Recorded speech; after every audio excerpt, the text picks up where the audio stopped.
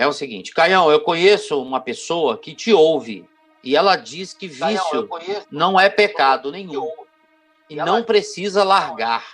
É verdade isso, Caio Fábio? Não precisa largar.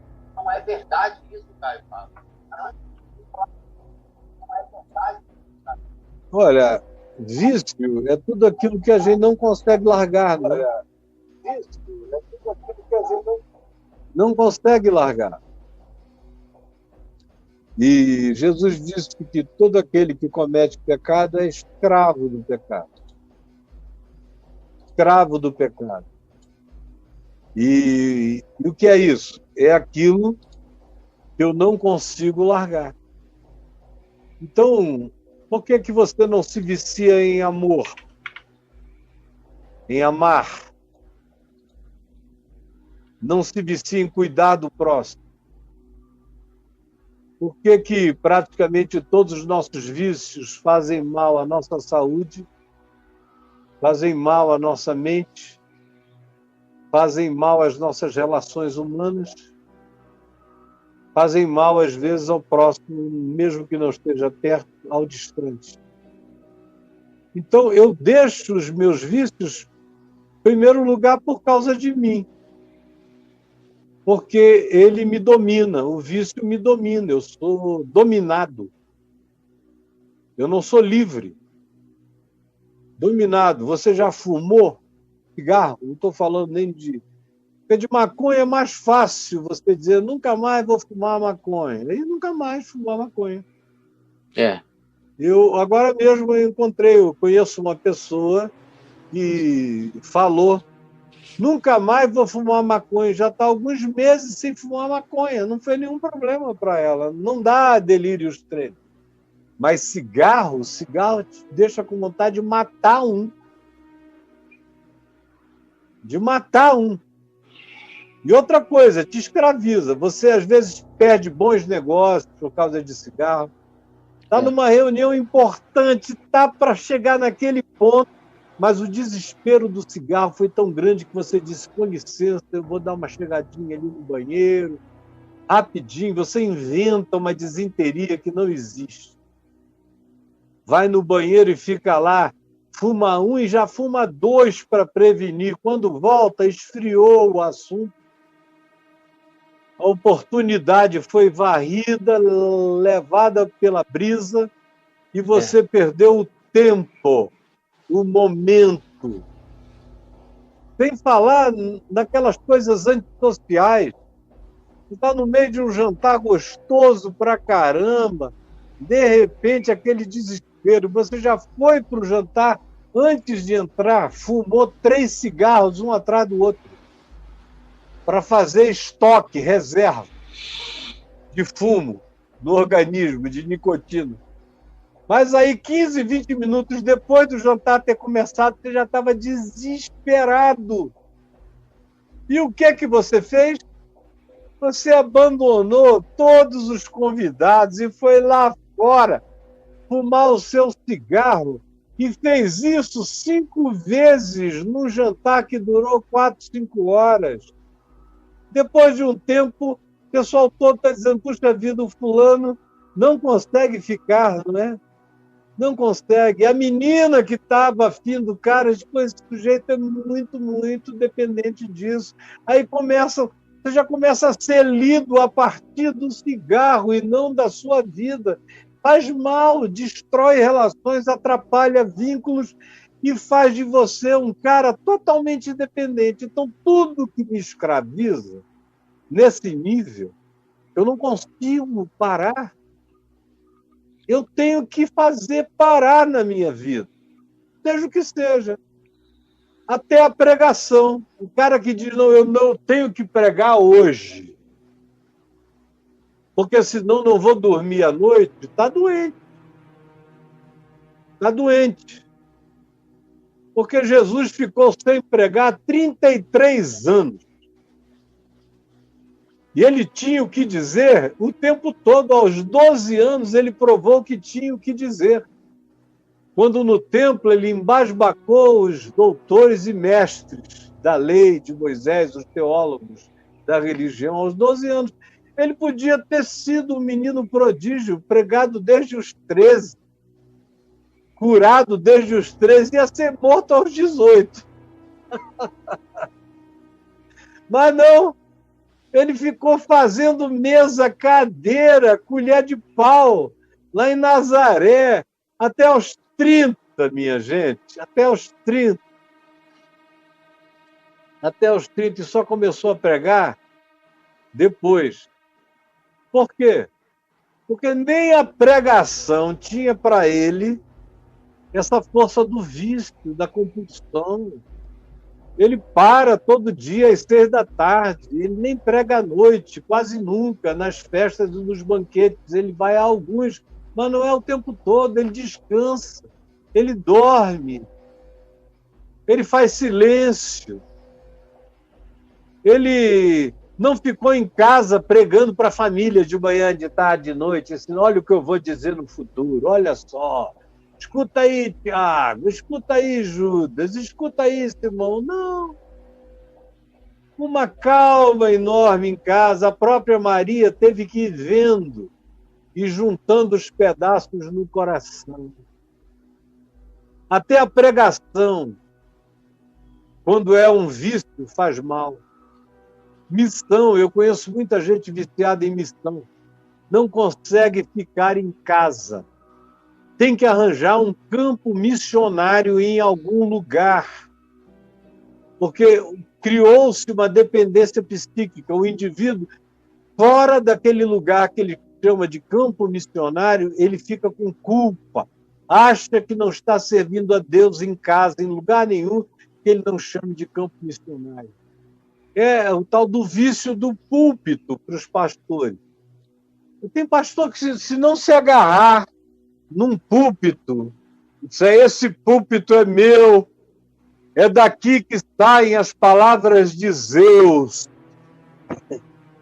e ele prega ali naquele púlpito, se ele não tiver um púlpito, ele se desespera. Aqui no Papo de Graça mesmo, se você escrever a palavra púlpito, Caio, perdi o púlpito, você vai ver que tem um monte de respostas minhas sobre o cara que perdeu o púlpito, porque era um vício, é um vício. Como também, Caio, eu perdi a igreja local. Eu não tenho mais uma. O cara não servia a Deus. Ele tem o vício de ser dependente, sustentado por uma igreja local, e sem uma igreja local, Deus não existe para ele. Você veja que eu podia estar falando de cerveja, de bebida alcoólica, mas esses são vícios óbvios, que eu tenho que parar. Tenho que parar. Eu estou muito orgulhoso de uma pessoa que eu amo muito e que vinha bebendo, a meu ver, demais nos últimos 10 anos, bebendo muito. Cada vez mais. Eu dei uns toques nessa pessoa. Eu falei, para com isso. Você vai prejudicar a sua vida, seus filhos, seu casamento. Seus filhos vão perder o respeito por você. Para com isso. Você é uma pessoa tão digna. Mas a bebida destrói tanto o seu equilíbrio. Para com isso. Até teve um dia em que, graças a Deus, ele cometeu algo e voltou na cara dele por causa da bebida. Aí ele me procurou desesperado, eu disse, eu te falei. Agora, o que eu tenho a te falar é o seguinte, vamos parar com isso a partir de agora, recuperar tudo. Família, esposa, casamento, tudo. A partir de hoje. E desde aquele dia ele enfrentou uma barra, matou um leão todo dia, mas foi vencendo, meteu esporte no lugar da bebida, foi correndo, foi fazendo outras coisas, foi suando, foi se alegrando, foi se dedicando a alguns temas novos, inclusive meus aqui, e foi largando a bebida, graças a Deus, porque isso mata. A mesma coisa eu diria de qualquer outra relacionada a drogas químicas. Tudo que me domina, que eu diga, eu não consigo viver sem isso. Meu Deus, eu não vou conseguir ficar uma semana sem isso. Eu vou me desesperar. tem que entrar num processo de desintoxicação, se for algo tóxico, ou tem que entrar num processo de libertação mental e psicológica, se é uma construção psíquica, é um hábito psíquico. Mas esse cara que diz que me ouve, que diz que vício não precisa largar, ele não aprendeu isso comigo, porque eu só estou aqui pregando por causa dos vícios que eu larguei.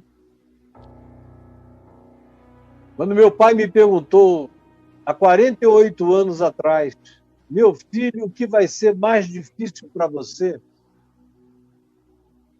No primeiro dia de fé cristã, papai me perguntou, meu filho, o que vai ser mais difícil para você? Aí eu falei, tem algumas coisas que são mais pesadas. Olha, não tem nada igual a mulher, pai. Eu estou viciado em pegar mulher todo dia. Então, nada vai ser mais difícil. Há 48 anos atrás. Agora, 48 anos depois, olha eu aqui, parece algo tão absurdo, que um dia eu tenha sido viciado em seduzir mulher todo dia. Eram dois prazeres, um de seduzir e o outro de consumar. E o terceiro...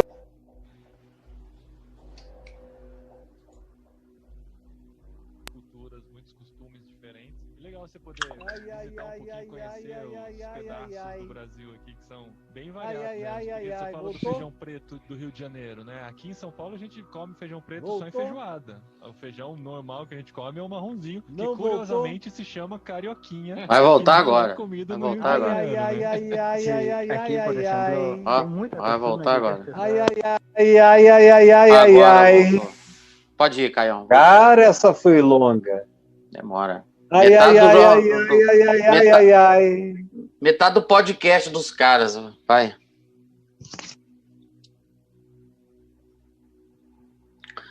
O pessoal do podcast está aqui firme. Pois é, essa agora durou metade do podcast dos caras. Pode seguir aí, cara. Tá no ar? Tá no ar, oxe, normal, vai lá. Você tá valendo, agora é você. Eu já voltei. Você já voltou, você que manda. Eu não. Eu voltei. Então, voltando ao que eu estava falando. Hoje eu olho para essas coisas, digo, meu Deus, como é que isso foi possível? Como é que durante tanto tempo eu achei que essa era a coisa mais difícil? E hoje em dia essa é uma coisa que nem é. Que nem existe. E não é agora que eu estou velho, faz tempo. Eu vivi a minha juventude toda, até os 42 anos de idade, 43, sem ter nenhum problema em relação a isso e nenhuma angústia. Mas naquele tempo lá atrás, parecia um problema invencível. Deixa eu só te dizer uma coisa. Todo vício é vencível. Todo. É só uma questão de deixar o cara segurar a onda. Você segura a sua própria onda ou você permite que outros coíbam você? E vai ter delírios, e vai estremecer, e vai doer, e vai passar. No meu caso, quando o papai perguntou o que é mais difícil, meu filho, e eu tinha algumas coisas. Mas eu sabia que droga não era. Eu sabia que as outras coisas, tipo pavio curto, ser provocado e atropelar, nunca mais iria acontecer. Eu sabia. Eu sabia que algumas outras deficiências minhas iriam cessar, dar lugar à verdade no Evangelho. E aí eu perguntei ao papai, quando eu disse que seria mais difícil, o que eu devo fazer? Ele falou, vamos jejuar e orar. E eu me entreguei ao jejum e à oração. E descobri logo, logo que eu não estava combatendo a minha carne, que eu estava desenvolvendo um modo de satisfação. Eu quase que fiquei viciado em jejum e oração. Praticamente virou um vício. Nos primeiros anos, nos primeiros 5 anos, eu não conseguia ficar sem jejuar dia sim, dia não. Porque o dia que eu jejuava era um dia tão poderoso de arrebatamento, místico, de silêncio, de transcendência, de iluminações, de percepções. Se eu pudesse, eu me transportava para aquele ambiente. Mas eu tive que entender que aquilo tinha o seu lugar, que eu tinha que praticar, mas que o chão da minha vida acontecia entre meus filhos, minha mulher, meu pai, minha mãe, meu ministério. E foi assim que foi. E aí o jejum passou a ser uma alegria, e já não mais quase que um vício psicológico que eu tinha desenvolvido na minha vida. Eu só não digo que era um vício porque eu conseguia não jejuar, e sem sentir muita dor, mas assim que eu podia, eu voltava ao jejum imediatamente na minha juventude. Isso acabou prevalecendo por uns 10 anos sem vício, até que eu tive que parar pelas circunstâncias da existência que não permitiam. Mas e aí, Braulio? Diz para esse amigo, dá um recado, dizer para ele ouvir, manda esse recorte para ele, porque ele não está me entendendo bem. O que eu digo aqui é que ninguém vai para o inferno por causa de um vício. Só se o vício for matar o próximo. Só se o vício for roubar as pessoas o tempo todo. Não é cometer um roubo, o vício é tornar você um ladrão. Não é adulterar, é viver como um adúltero que só sabe viver se for pegando a mulher do próximo. Aí isso já não é mais vício, isso já é pecado para a morte, como diz João na primeira epístola dele. Então, se alguém peca não para a morte, a gente ajuda o cara a crescer e ora por ele, o pecado dele será perdoado, como o apóstolo João diz na primeira epístola dele. Agora, não brinque com isso, porque isso pode colocar você num túnel na direção de um abismo muito ruim para a vida de quem quer que seja. Vamos lá, Braulinho. Caião, aí é o seguinte, você pediu para colocar no dá um YouTube aí. Você pediu para fazer a pesquisa para duas coisas. Perdi o púlpito primeiro, né? 65 ocorrências aqui falando do vício religioso, né? 65 ocorrências no portal caifá.net. E a segunda pesquisa que você pediu foi: perdi a igreja local, 53 ocorrências. Só para o cara ficar ligado aí, entrar no esquema e aprender que tem que pesquisar no portal para chegar junto.